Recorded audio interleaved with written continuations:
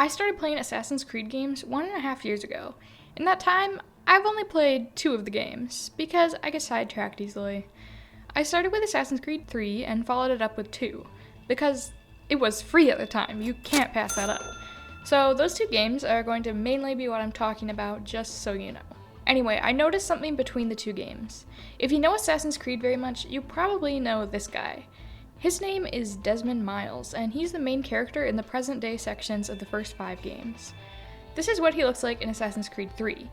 So you can imagine I was a little caught off guard when I saw him in 2. This is the same character. It's not a crazy difference, but his eyes and nose seem smaller than before, and his jaw's sharper too. Maybe you could chalk it up to age, surely time has passed between the games. Okay, maybe people don't change that much in 3 months, though we could argue for stress. Desmond's not pregnant, at least as far as I can tell. So, what happened?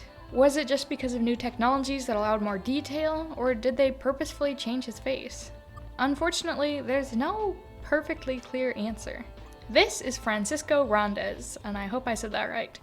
He was the facial model for all of our first 3 main characters, Desmond and his ancestors Altair and Ezio.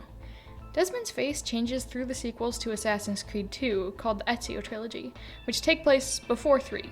Game creators explained that he looked different through these games because of technology changes and having to rescan Francisco's face, saying that the old model didn't work with new animations and that using the old model in the new game would look outdated anyway. So that explains the slight changes among the Ezio trilogy. Assassin's Creed 3 is definitely more of a change though, so what is it? Well, 3 was definitely using more powerful technology than previous games were, and he does still resemble Francisco.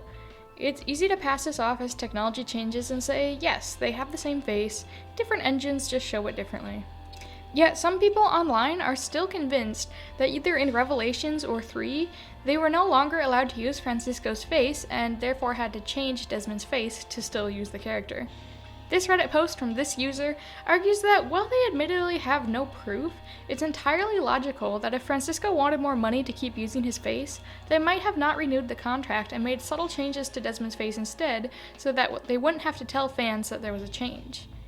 It does make perfect sense if it is true, but there is no concrete evidence that there was this change. You have to decide how much you think Desmond's face changed and if technology really is the cause of those changes. It's definitely more fun and dramatic to say they got rid of the model, but also just as fair to say that the new technology portrayed Francisco in different ways, or even that they made slight changes and kept Francisco. Personally, I'm not 100% sure what I think. I found Desmond's parts of the games kind of boring anyway, so I don't really think about him, though I'm sure it's more interesting in the first game when you get all the backstory.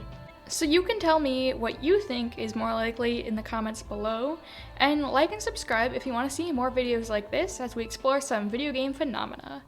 And let's just be glad he didn't get this guy's glow up.